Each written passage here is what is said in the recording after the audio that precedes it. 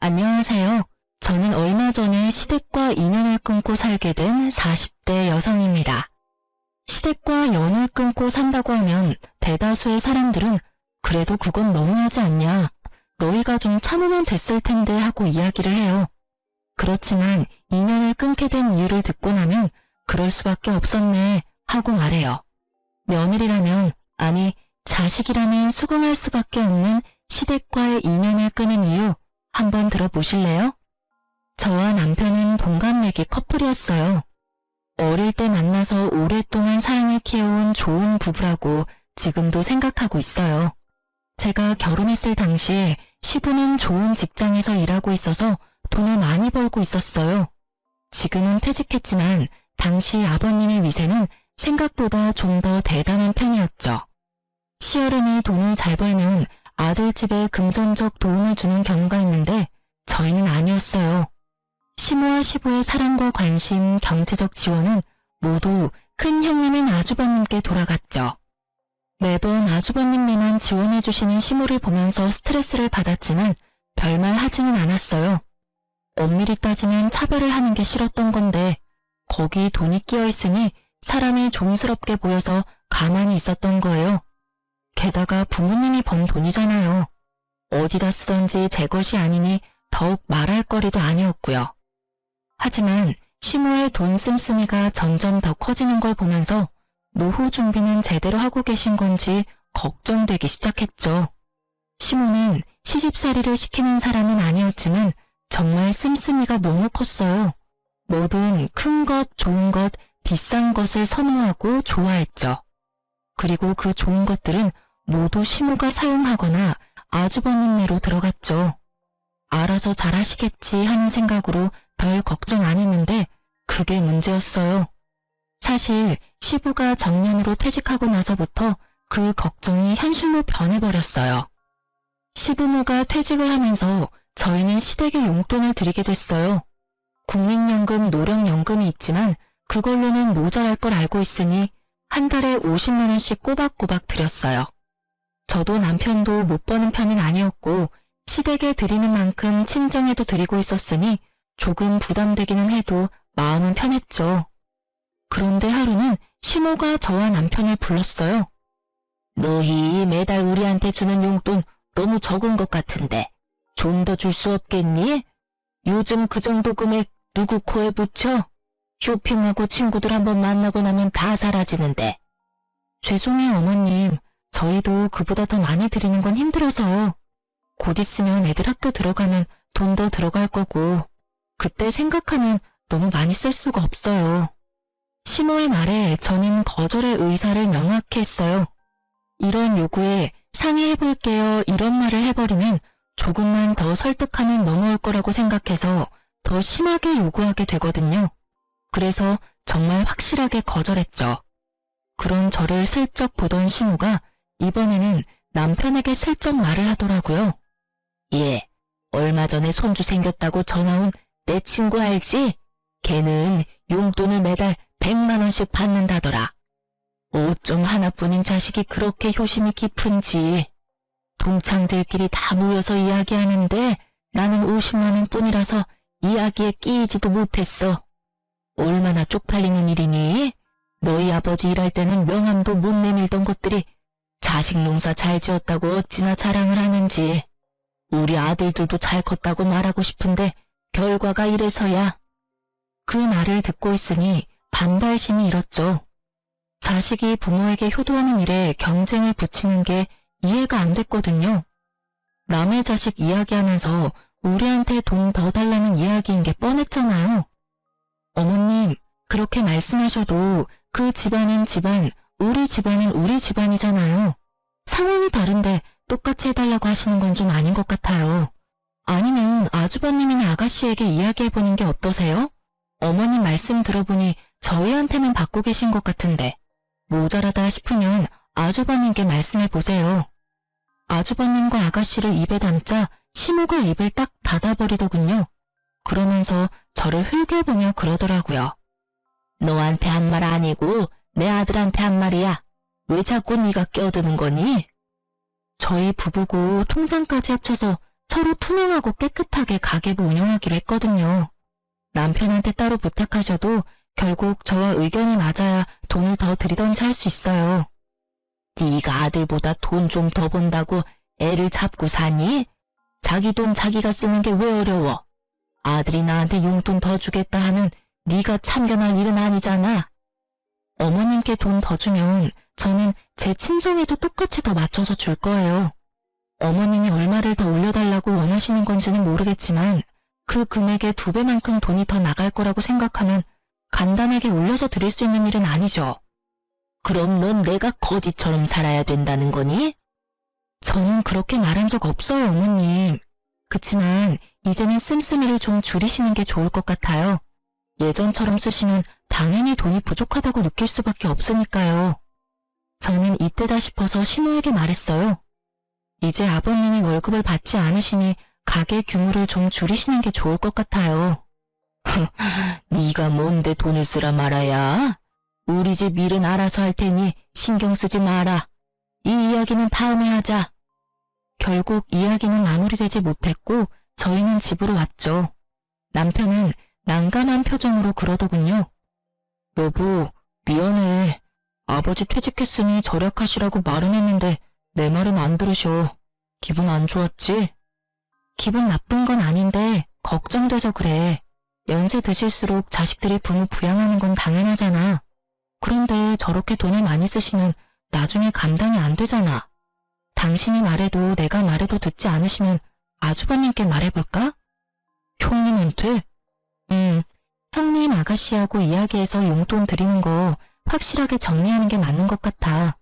어머님 말씀 들어보니 우리만 용돈 드리는 것 같고 부모님 퇴직하셨으니 형제들도 다 같이 드려야 형평성이 맞지. 그렇게 아주버님과 아가씨를 저희 집에 초대해서 말했어요. 얼마 전에 어머니가 용돈이 너무 적다고 하셨어. 우리는 더 이상 드릴 수는 없다는 입장인데 형님이랑 동생 생각은 어떤지 물어보려고 부른 거야. 두 사람은 어머니한테 용돈 드리고 있어? 나도 드리고 있지. 우리 집은 30만 원 드려. 아, 나도 30씩 드리고 있지. 드리고 있다고? 게다가 다들 30만 원씩. 아, 시모가 우리에게 거짓말을 제대로 한 거였어요.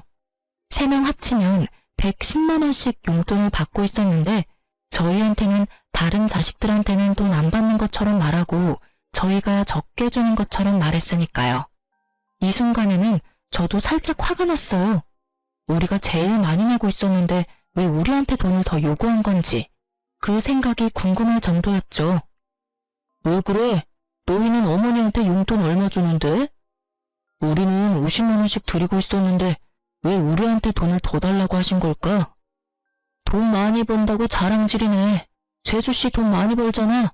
많이 버는 만큼 내면 되지. 뭔 불만이야? 형이 그런 말 하는 건 아니시. 여태껏 부모님한테 받은 것만 보면 형이 더 많이 내야지 맞는 거 아니야? 어머니 돈 쓸 때 형한테만 썼는데 왜 우리가 더 내? 우리가 더 내는 걸 당연하게 생각하는 형님네를 보고 남편이 화를 냈고 저는 말렸어요. 야, 잘 벌면 좀 더 내면 되지. 뭘 그것 가지고 예민하게 반응해? 마누라 처가댁 생각하는 것도 적당히 좀 해. 우리 식구나 잘 챙기라고. 용돈 더 달라고 한다고 우리 모아서 뭐 할 건데? 더 달라 하시면 더 드려. 너한테 이야기한 것도 너희가 더 줄 수 있을 것 같으니까 말씀하셨겠지. 그래서 우리한테 다 떠넘기면 형은? 형은 더 해줄 생각도 없이 나한테 더 내라고? 난 못해. 다들 30씩 내고 있으니 똑같이 30씩 내던지 아니면 형이랑 동생이 20씩 더 올려서 다 같이 50을 내던지. 야, 난 30씩 드리는 것도 버거워. 그럼 결정됐네. 나도 30씩 낼게. 그럼 되잖아. 내가 뭐하러 형보다 더 많이 내? 내가 받은 게 형보다 훨씬 없는데. 결국 그날은 서로 기분이 상한 채 대화는 종료됐고 남편은 열이 완전히 받았죠. 그리고 저도 아주버님의 행동에 질리기는 마찬가지였어요. 우리한테 모든 걸 미루는 것도 열받았지만 저한테 빈정대듯 말하는 것도 짜증났거든요. 그날 이후 저와 남편은 시모에게 용돈을 주는 날 시모 집으로 찾아가서 말했어요. 어머님, 저희 아주버님이랑 아가씨랑 이야기해봤는데 다들 30씩 드리고 있었다고 하더라고요. 그래서 저희가 내는 만큼 올려서 드리자고 했더니 버겁다고 하셔서 모두 30 맞춰서 드리기로 했어요. 뭐? 웃기는 애들이네. 50씩 주던 걸 왜 30으로 낮춰서 줘? 저희가 어머님한테 많이 드리면 아주버님이 뭐가 되겠어요? 아무리 그래도 어머님 사랑 제일 많이 받은 장남인데 우리보다 덜 주면 기분이 많이 상하실 거잖아요. 그리고 형제 자매들끼리 이런 돈 문제는 확실하고 차별 없이 하는 게 문제가 생기지 않거든요. 그렇잖아도 아주버님께서 저랑 남편한테 돈 많이 버는 거 자랑하냐고 그러시더라고요. 자랑하려고 50만 원씩 드린 건 아닌데 듣는 사람 입장에서는 그런 생각이 드나 봐요. 그래서 30만 원으로 줄인 거니까 어머님이 이해 좀 해주세요. 그래도 줬다가 다시 줄이는 건? 아주버님 생각도 해주세요. 저희만 좋자고 계속 많이 내면 아주버님도 아가씨도 기분 안 좋을 거예요. 이해해주세요. 제 말에 시모는 아무 말 못하더군요. 저희를 속인 데다가 아주버님의 생각까지 듣고 나니 더 달라고 요구는 못하겠나 보더라고요. 그러다가 저희한테 물어보더군요. 너희 그럼 친정에도 적게 주니? 네, 저희 친정에도 30만 원으로 줄여서 드린다고 했어요. 친정에서는 별말 없으셨거든요. 달라고 해서 드리는 것도 아닌데 너희 주는 대로 받겠다고 하셔서 공평하게 줄여서 드리기로 했어요. 그 말을 듣고서는 아예 포기한 것 같더군요. 결국 시모는 용돈 더 달라고 했다가 용돈이 도리어 줄어들어 버렸죠. 차라리 용돈 올려달라 말하지 않았으면 계속 50씩 받을 수 있었을 텐데 괜히 욕심내시는 바람에 도리어 20만 원 줄게 됐으니 그렇다고 형제들 다 30씩 주는데 저희만 50 드리는 것도 그렇고 결국은 이렇게 정리되어서 저희는 참으로 다행으로 생각했어요. 그 이후로 시모는 더 이상 저희에게 용돈을 요구하지는 않았어요. 하지만 뭔가 사야 할 때만 연락 와서 사달라고 하는 경우가 더 늘었죠. 용돈은 용돈대로 쓰고 필요한 건 필요한 대로 저희한테 사달라고 하시는 건데 그것도 나중에는 형님과 아가씨에게 말해서 돈을 거뒀더니 나중에 시모가 그 사실을 알고 나서는 요구하지 않더군요. 아주버님이 뭐라고 하셨는지 아니면 아주버님 고생시키는 게 싫었던 건지는 모르겠지만 저희 생각을 해서 그런 건 아니라 생각하니 참으로 마음이 착잡했어요. 그렇게 시모의 낭비가 사라지는 건가 싶던 어느 날 시모가 저희를 시댁으로 불렀어요. 너희도 알다시피 이 집 너무 좁아서 이사를 가야 하는데 돈이 좀 부족하구나. 너희 집보다 3억 정도는 더 줘야 들어갈 것 같은데 너희가 돈 좀 보태주지 않을래? 그냥 공짜로 내라는 건 아니야. 너희가 돈 보태주면 새로 이사할 집 너희에게 줄게. 어떠냐? 저는 솔직히 이해가 가지 않았어요. 보통 이렇게 연세가 들어서 이사를 하는 거면 애들도 다 제 가정 찾아 나갔으니 두 분밖에 살지 않아서 더 작은 집으로 가잖아요. 그런데 저희 시모는 더 큰 집으로 이사를 가겠다고 하더라고요. 두 분이 살 건데 더 좋은 동네, 더 비싼 집을 찾는 거 보니 시모의 낭비벽이 사라진 게 아니라고 생각했죠. 그렇지만 이야기를 들어보면 나쁜 이야기는 아니었어요. 저희는 시댁 친정 도움 없이 저희 돈으로 전세로 신혼집을 마련했거든요. 그래서 언젠가는 자가를 가져야 하는데 이 집을 살 때 돈을 대주고 그 집 명의를 얻을 수 있는 건 도리어 더 낫겠다는 생각이 들었죠. 그렇지만 저희도 마냥 돈을 드릴 수는 없었어요. 시모의 낭비벽을 알고 있으니까요. 어머님, 좀 더 작은 평수로 가면 돈 안 빌려도 되는데 굳이 큰 집으로 가시려는 이유가 있을까요? 나더러 이거보다 더 좁은 집에서 살라는 거니? 나는 그런 닭장 같은 데서는 못 살아. 공짜로 해달라는 것도 아니고 너희 집으로 명의 돌려준다니까. 일단 살 때는 내 명의로 하더라도 나랑 네 아버지 돌아가시면 그 집 네 집 될 건데. 남편과 상의하고 저희는 돈을 빌려드리기로 했어요. 물론 그만큼의 목돈이 있는 건 아니고 저희가 가진 목돈을 다 넣으면 저희가 급할 때 쓸 돈이 없으니 대출을 진행하도록 하고 저희가 그 대출금을 갚는 형태로 하기로 했죠. 대신 조건을 걸었어요. 차용증을 꼭 쓰도록. 저희가 돈을 갚는 대신에 부모님 사후 명의를 저희 이름으로 돌린다는 내역과 도중에 집 명의를 바꾸지 못하는 경우가 생기면 저희가 낸 돈을 다 돌려받는다는 조건으로요. 시모는 떨떠름한 표정이었지만 차용증에 지장을 찍었어요. 솔직하게 말하면 시모는 그 차용증이 쓸모없다고 생각하는 것 같더군요. 그렇게 저희는 매달 원금이자 합해서 매달 100만 원씩 시모 아파트 대출금을 갚아갔어요. 힘들었지만 양가 부모님께 나가던 돈도 40만 원 줄었고 그 돈에 좀 더 보태면 못 낼 돈도 아니었죠. 그런데 1년이 좀 지났을까 시모가 잠깐 보자고 하더군요. 시모가 이렇게 부를 때는 좋은 일은 아니었기에 가고 싶지 않았지만 어쩔 수 없이 남편과 함께 갔어요. 어머님, 저희 부르셨어요? 그래, 앉아봐라. 내가 곰곰이 생각해봤는데 너희 지금 우리가 사는 집에 들어올 생각 없니? 합가 말이다. 합가요? 갑자기 무슨 말씀이세요, 어머니? 너희 어차피 이 집 명의 가져갈 거면 미리 들어와서 사는 게 낫지 않겠나 싶어서 그런 거다. 큰 집이기도 하고 너희들 들어와 살아도 크기는 충분하지. 그리고 돈 나갈 일도 줄어들 거 아니니? 그렇지만 나는 너희가 들어와 살았으면 싶구나. 우리도 나이가 들었고 둘이서 살기에는 좀 버거워. 너희 신혼집 어차피 곧 있으면 전세 재계약이지? 계약하지 말고 종료하고 들어와. 대신 전세금은 다른 데 쓰지 말고 들고 들어와. 너희 집 전세금은 써야 할 곳이 따로 있으니까. 시모의 말에 저는 그 써야 할 곳이 시댁에 새로 산 집의 대출금을 갚는 일이라고 생각했어요. 하긴 그렇게 갚아버리면 대출금도 사라지니까. 그렇게 생각하던 제 예상을 시모는 완전히 뒤집어 버리더군요.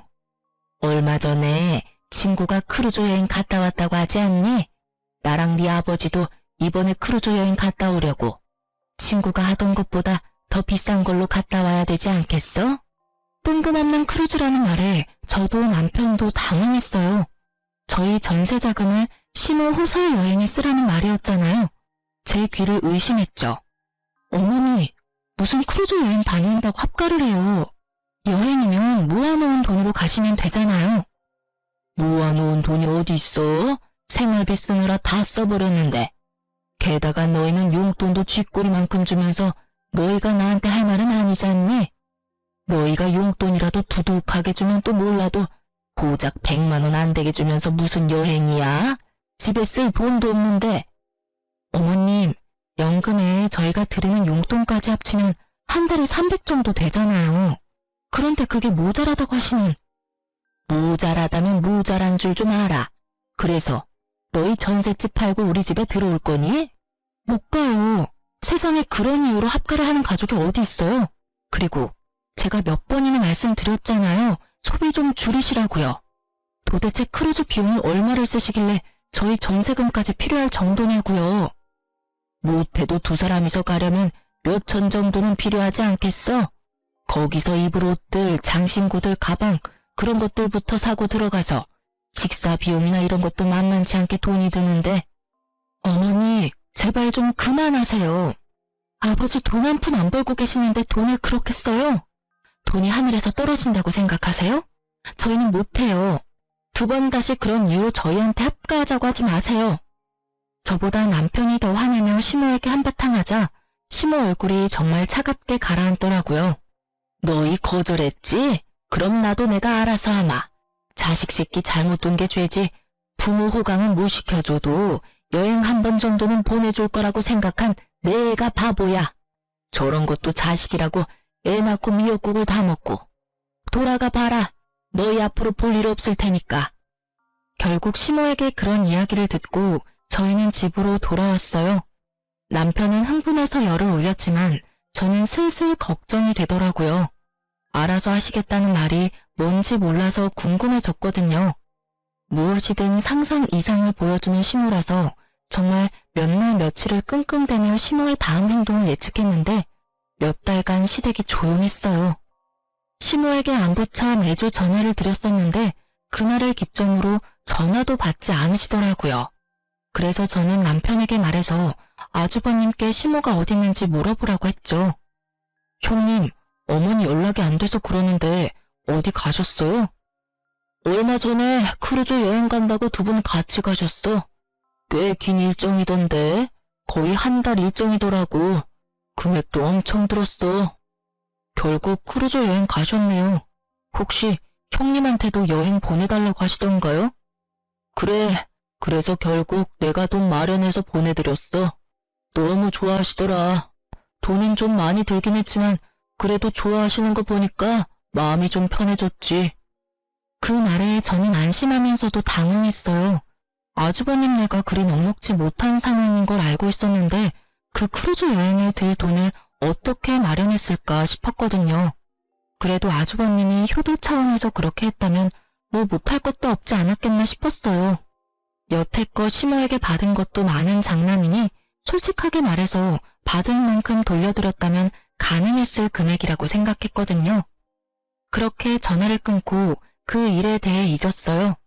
그런데 시댁에 집 대출금 내는 날이 되었을 때 문득 그런 생각이 들더군요.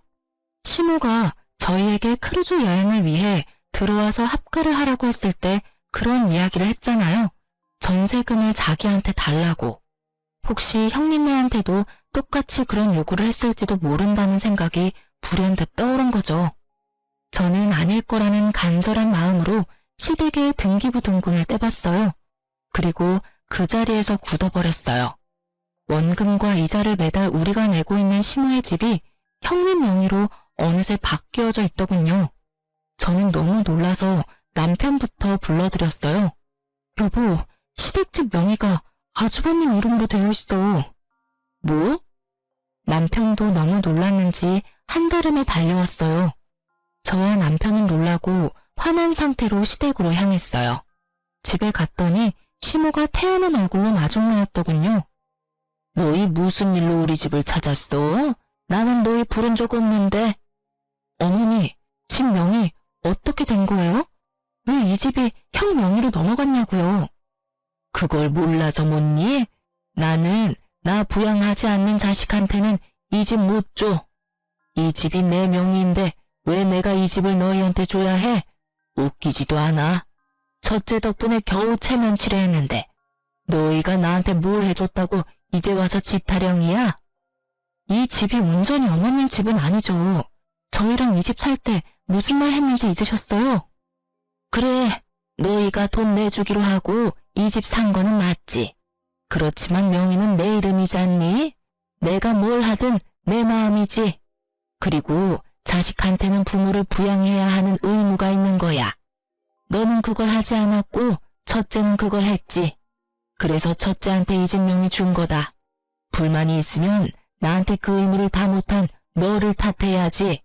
여기 와서 불평한다고 내가 명의 바꿔줄 것 같으냐? 정말 당당하게 상식 이하의 발언을 하는 시모를 보며 저와 남편은 둘 다 입이 막혔어요. 말이 머릿속에는 맴도는데 하고 싶은 말, 고쳐주고 싶은 말이 너무 많으니 제대로 정리가 되지 않더군요. 어머니, 정말로 이대로 저희하고 척질 생각이세요? 저희와 한 약속까지 어기고. 말하는 도중에 아주버님이 나타나더니 저희에게 버럭 소리를 지르더군요. 야, 집 명의 때문에 화난 건 이해해. 그런데 아무리 그래도 자식이 부모한테 그런 식으로 따지는 건 너무한 거 아니냐? 너희가 이 집 명의를 원했으면 어머니 부탁 들어줬으면 될 일 아니야. 자기들이 부족해서 못한 걸 왜 어머니 탓을 해? 말리는 시누이가 더 밉다고 말리는 아주버님은 정말 얄미웠어요. 남편이 화가 나서 뭐라 하려는 걸 저는 막아섰어요. 그리고 시모에게 말했어요. 어머님이 그렇게 나오시면 저희도 알아서 할게요. 너희가 이제 와서 뭘 할 수 있겠어? 멀리 안 나간다. 시모는 냉정하게 말하고 돌아섰고 아주버님은 의기양양한 승자의 표정을 지으며 저희를 쫓아내더군요. 저는 그런 아주버님을 보며 속으로 비웃었어요. 이 집이 어떤 꼴인지 모르고 저렇게 승자의 기분에 취해 있는지. 이제 곧 나락으로 떨어질 생각을 하니 웃겼죠.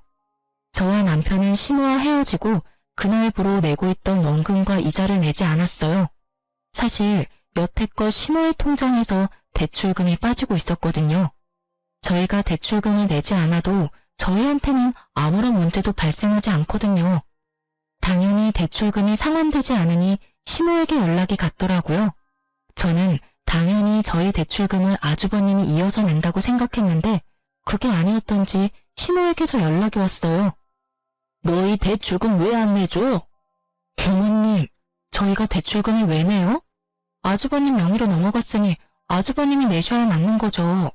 어머님한테 그렇게 잘하는 아주버님이시니까 잘 내주시겠죠. 시모의 반응을 보니 그 집에 대출이 걸려있다는 것도 이야기하지 않은 눈치더라고요. 저는 그런 시모에게 한 가지 더 말했어요. 그리고 어머님, 그 집에 저희가 낸 대출금 이자랑 원금요. 거의 2년 동안 내서 거의 2,500 정도 되거든요. 그거 다 돌려주셔야 해요. 차용증 내용 기억하시죠? 돈 빌려드리는 대가로 집 명의 주시는 거였고 집 명의가 부득이하게 바뀌지 못하면 저희가 낸 금액 그대로 돌려주신다고요. 가족끼리 돈 주고받은 건 법적으로 효력이 없어. 넌 그것도 모르니? 그렇게 생각하시고 지장 찍으신 거예요? 그런데 어떡하죠? 가족 간 차용증도 법적 효력 있기는 해요. 그래서 제가 매달 어머님께 꼬리표 달린 돈을 통장으로 넣어드렸잖아요. 빌려드리는 돈이라고 한눈에 알 수 있도록. 통장 이체 내역도 있고 차용증도 세세하게 작성되어 있어서 돈 돌려주시지 않으면 변호사 사무실 찾아갈 거예요. 준 돈은 돌려받아야 하잖아요. 만약 어머님이 안 주신다면 아주버님께 찾아가서 말씀드릴 거예요. 그래도 괜찮으세요? 시모가 잠깐 생각하더니 그러라고 하더군요. 이미 형님은 어머님네서 합가하여 같이 지내고 있으니 어쩔 수 없이 돈을 갚기는 해야 할 거라는 생각이 든 것 같더라고요. 그래서 저는 아주버님께 전화를 했어요. 제주씨, 바쁘니까 나중에 들으시면 후회하실 거예요. 그 집 혹시 대출금 끼고 있는 집인 거 알고 있으세요? 알고 있지. 어머니가 갚고 계신 걸로 아는데. 그럴 리가 있겠어요? 그 대출 사실 저희가 갚고 있었거든요. 어머님이 그 집 살 때 저희한테 돈 보태면 그 집 명의 저희한테 돌려주신다고 하셔서요. 그래서 지금 나한테 따지려고 전화했어? 그럴 리가요. 이미 명의 넘어갔으니 저는 별로 상관없어요. 그런데 문제가 하나 있거든요. 저희가 그 대출금 이제부터 내지 않을 생각이고 이미 낸 것도 다 돌려받을 생각이라서요. 대출이 얼만데? 집 시세 생각하면 그리 큰 돈은 아닐 건데. 대출 지금 한 달에 100만 원씩 꼬박꼬박 들어가고 있어요. 그리고 여태껏 낸 금액은 2,500만 원 정도 되는데 어머님이 못 갚겠다고 하시더라고요. 그러니 어쩔 수 없이 그 집 명의자인 아주버님께 돈 달라고 하는 거고요. 뭐? 달에 100만 원? 그렇게 많이 들어갈 리가 없는데. 너 우리 속이려고 하면. 속일 생각 없고요. 그건 어머님 대출 계약서 보시면 아실 거예요. 집 살 때 대출 받았으니까. 거기에 원금이자 명확히 적시되어 있을 거예요. 왜 돈이 그렇게 돼? 계산이 맞지를 않잖아. 어머니 전에 살던 집 가격 생각하면 그 정도나 빌릴 필요가 없어. 네, 집값만 계산하면 그렇죠. 그런데 아주버님은 모르셨나 봐요? 어머님이 전에 살던 집을 담보로 돈을 빌리셨더라고요. 뭐? 깜짝 놀라는 목소리를 들으니 정말로 모르는 눈치였어요. 모르셨나 보네요. 어쨌든 어머님은 아주버님께 돈 받으라고 하니 그렇게 진행하려고요. 일단 빌려드린 돈 2,500만 원은 어머님이 갚으셔야 하는데 어머님 돈이 없으니 같이 살고 계신 아주버님께서 갚아주셔야겠어요. 2,500의 대출금까지. 아, 제주씨, 우리가 지금 그런 돈을 낼 만한 상황이 아니야. 말했잖아. 어머니랑 아버지 크루즈 여행 간다고 돈을 너무 많이 쓰셨다고. 게다가 지금 어머님이 쓰고 계시는 돈만 해도. 그건 저희가 알 바는 아니죠.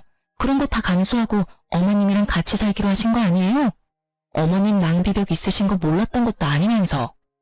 그리고 저희는 만약에 이 돈 돌려받지 못하면 변호사 찾아가서 소송을 걸든 뭘 하든 다 해볼 생각이에요. 부양하고 계시니까 그분이 친 사고는 잘 처리해 주실 거라 믿어요. 변호사 이야기까지 하니 아주버님도 살짝 놀란 것 같더라고요. 이렇게 강하게 나올 거라는 생각은 못했겠죠. 아주버님이 잠시 고민하더니 저녁에 시댁으로 오라고 하더군요. 같이 모여서 어떻게 할지 상의하자고요. 그날 저녁에 시댁에 갔는데 정말 웃기지도 않은 개그쇼를 보는 것 같았어요. 어머니, 왜 둘째한테 돈 빌리고 있는 거 이야기 안 하셨어요? 대출이 있다는 걸 알았으면 저도 집 팔고 여기 들어오는 일 없었을 거라고요. 이 집이 탐나서 들어오겠다고 한 건 너였잖니?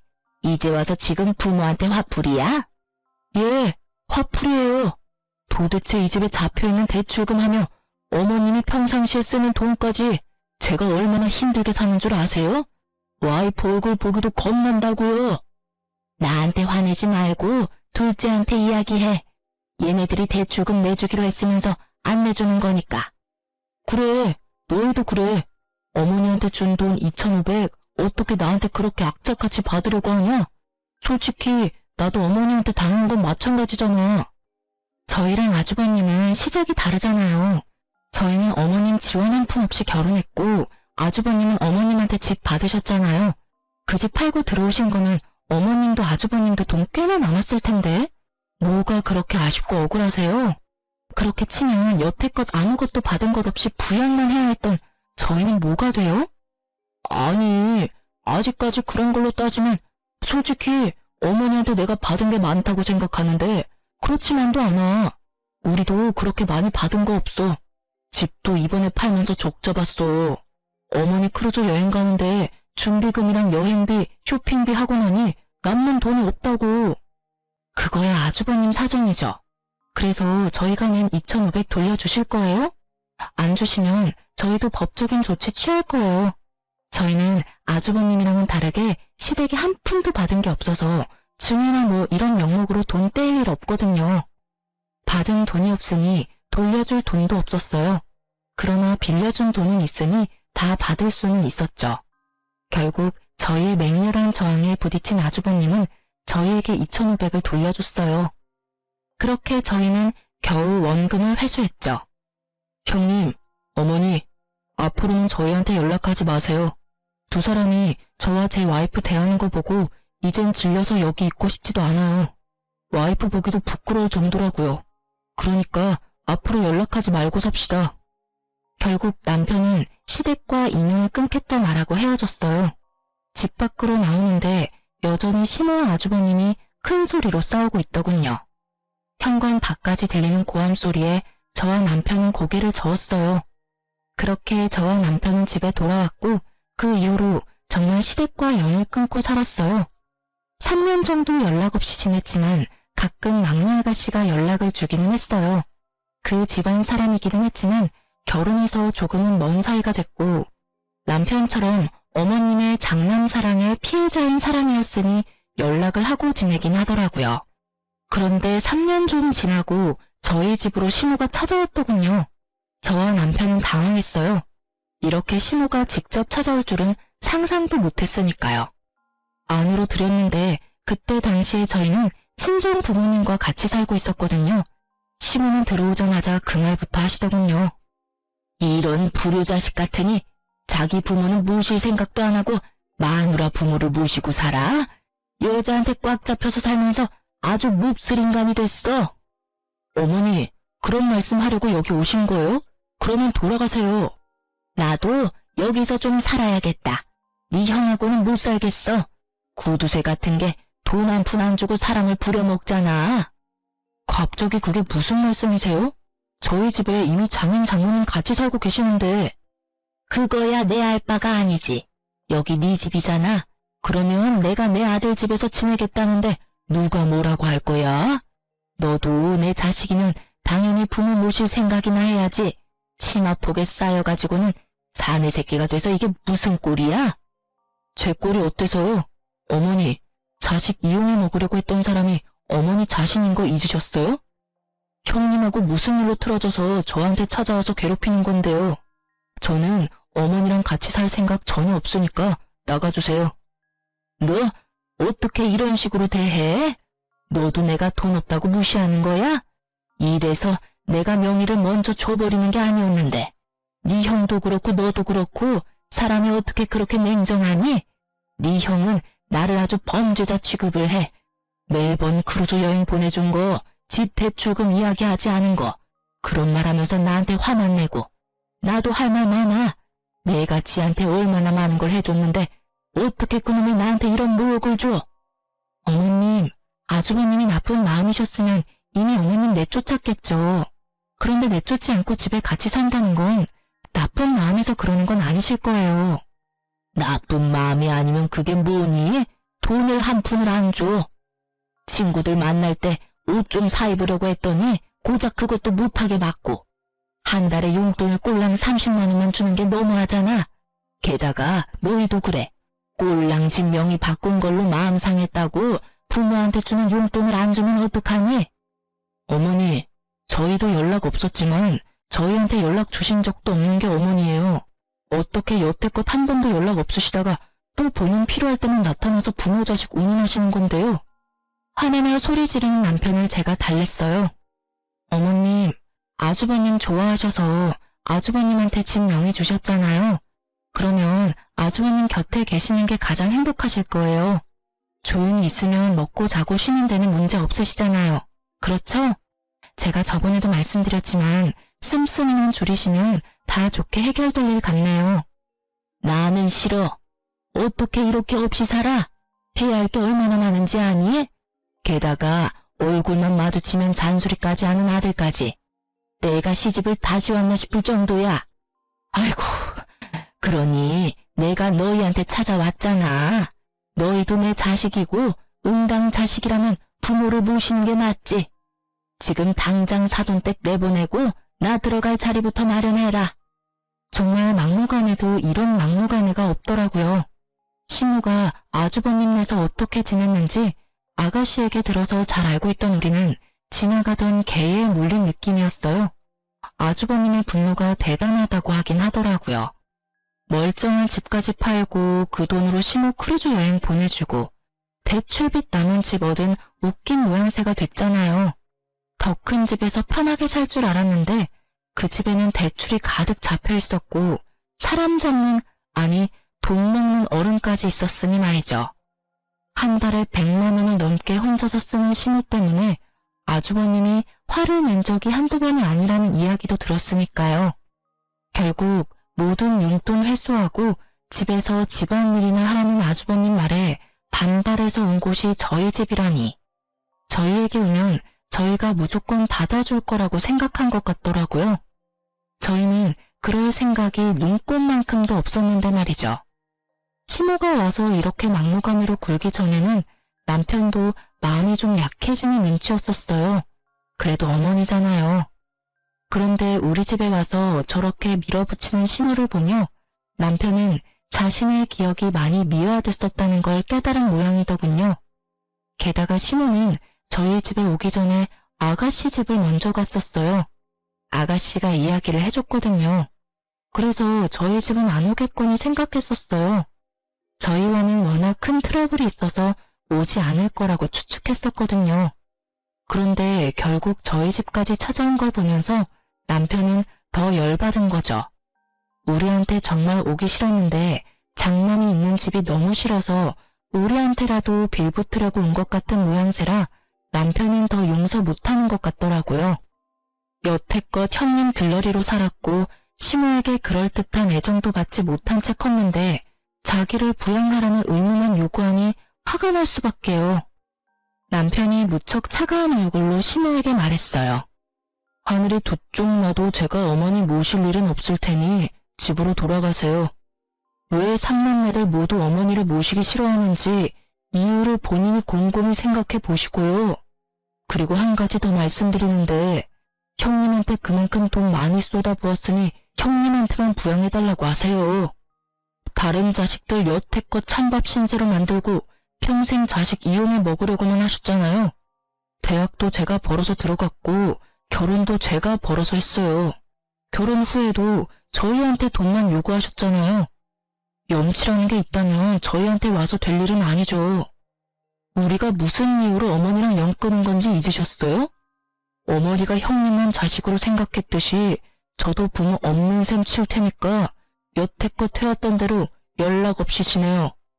결국 남편은 아주버님께 전화해서 어머니 모시고 가라고 했어요. 아주버님은 너희가 모실 수 있으면 모시라는 식이어서 남편이 또 화를 낼 수밖에 없었죠. 시모가 집을 나가버리기를 원하는 아주버님의 모습에 남편은 시모를 직접 차로 태워 시댁으로 데려다 줬어요. 2번 다시 찾아오지 말라고, 이번에 찾아오면 진짜 호적파고 나가버릴 거라고 으름장을 놔버리더군요. 그렇게 강하게 반발하는 남편의 모습을 처음 봤는지 너무 놀란 시모는 그 이후로 연락을 하지 않았어요. 아가씨가 시모 소식 전해주려고 할 때마다 남편은 어머니 이야기 입 밖에도 내지 말라며 화를 내니 할 수가 없는 거죠. 아주버님네와 시모의 싸움에 등 터지는 아가씨는 그나마 저한테 시모와 아주버님의 근황을 알려주더군요. 시모가 화려하고 사치스러웠던 생활을 잊지 못하고 결국은 아주버님 카드로 카드론을 받아 쓴 바람에 아주버님에게 혼나고 지금은 조용히 식모처럼 살고 있대요. 한 번만 더 돈 때문에 사고치면 시모가 가지고 있던 비싼 물건들 다 팔아치워 버린다고 했대요. 그리고 시모는 요양원에 데려다 주겠다고 말했다더라고요. 결국 시모는 아주버님 말에 꼬리 내리고 얌전히 식모처럼 살고 있고, 아주버님네는 집 대출금에 어머님이 빌린 카드론까지 갚으며 전전긍긍 살고 있대요. 와이프 눈치 엄청 본다고 하더군요. 하긴 형님도 속이 뒤집어지겠죠.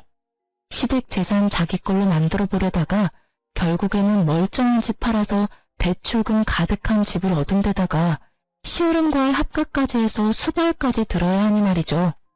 조용하고 점잖은 분이면 모시기 그나마 편했겠지만 다른 곳에 눈 돌리면 사고나 치는 사람을 모시려니 속에 천불이 나는 것도 당연할 거예요. 그렇지만 두 사람 모두 뿌린 대로 거둔 거라고 생각해요.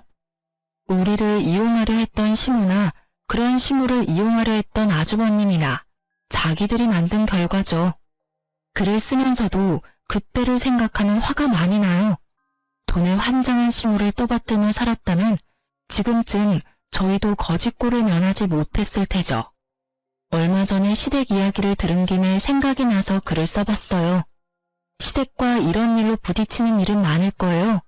저희는 휘둘리기 싫어서 인연을 끊는 방법을 선택했죠.